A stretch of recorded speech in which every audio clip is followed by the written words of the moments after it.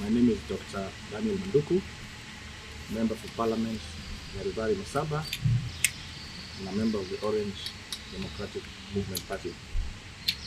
First, I want to pass my condolences to the families and the relatives of those dear children that we lost in the demonstrations that took place on Tuesday.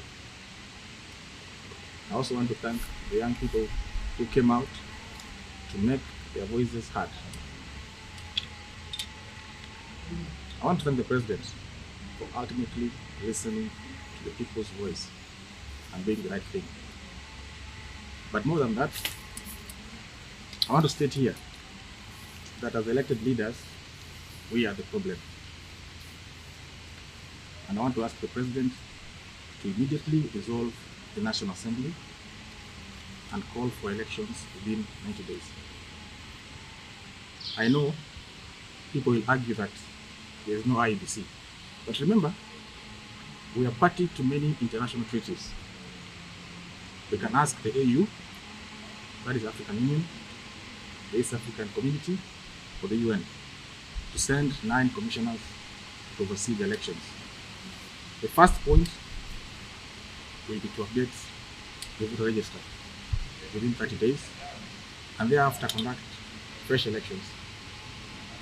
Members of Parliament who served barely 2 years can be compensated on their remaining term. It is not tenable that we can go back to that house which has been desecrated.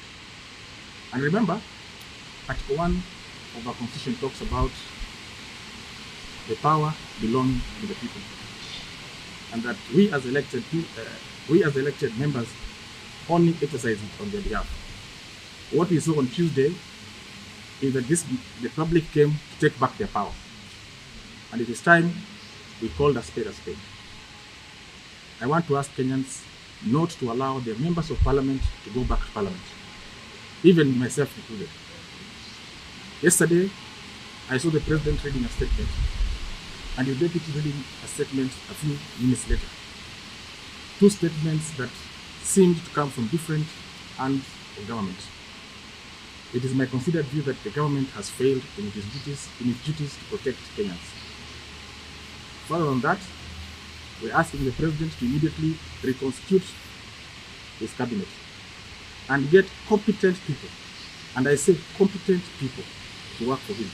Lastly, I'm asking Kenyans and all those young people who came out to demonstrate to ensure that no member of Parliament goes back to Parliament until we go for fresh and new election.